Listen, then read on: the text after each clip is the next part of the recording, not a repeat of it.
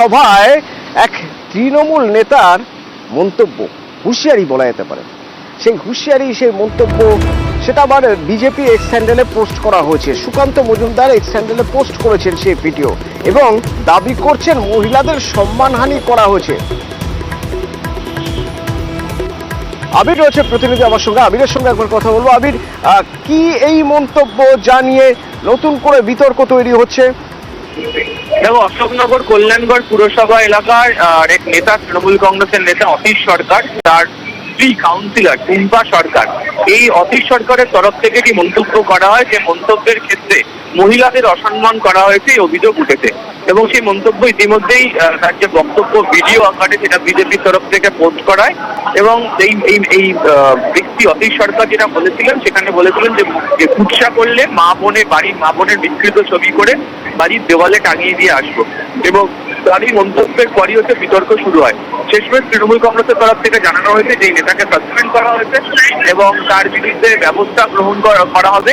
এবং যে মন্তব্য তিনি করেছেন, সেই মন্তব্য করার প্রেক্ষিতে আইনানুগ কোনো ব্যবস্থা যদি গ্রহণ করা হয় সেই বিষয়ে তৃণমূলের তরফ থেকে বলা হয়েছে, এমনটাই আমরা জানতে পারি। কি সেই মন্তব্য একবার শোনা যাক। আপনার বাড়ির দরজায় গিয়ে আপনার মা বোনকে বিকৃত ছবি করে আপনার বাড়ির দেওয়ালে টানিয়ে দিয়ে আসবো। শুনে রাখবেন, আজকে দাঁড়িয়ে বলে গেলাম, সাবধান হয়ে যান। রাজপথে তৃণমূল কংগ্রেস ধৈর্য নিয়ে বসে আছে। আমরা যদি একটু পাড়ায় পাড়ায় সন্ধ্যে সকালবেলা একটু ফোর্স করি, পারবেন তো বাড়ি থেকে বেরাতে? তৃণমূল নেতা অতীশ সরকার অবশ্য দাবি করছেন যে কাউকে অসম্মান করতে এই মন্তব্য তিনি করেননি।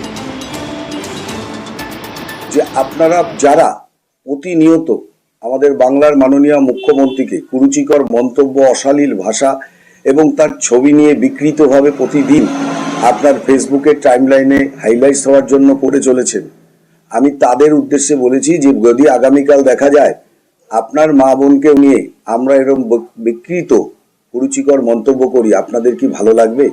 আমার বক্তব্যটা এই জায়গায় ছিল। আমি আমার বক্তব্যটা করতে গিয়ে সেখানে বলেছি যে আমি যদি ফোর্স করি তাহলে আপনাদের কি অবস্থা হবে একবার দেখেছেন। এখানে আবারও বলছি রিপিটলি, কাউকে অসম্মান করে আমি কোনো বক্তব্য দিইনি। এবং এই মন্তব্যের কটাক্ষ করেছে সিপিআইএম।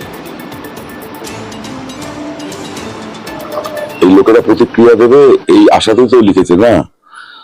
ও দলের মধ্যে একটু কন্টেক অবস্থায় আছে মনে হয়। আর ওটা বলেছে ওর মতোই তো, যে মায়েরা, দিদিরা, বোনেরা রাস্তায় বেরিয়ে এসছে, তাদের কাউকে ভয় দেখা যায় আর পারবে না। তৃণমূল বিধায়ক লাভলি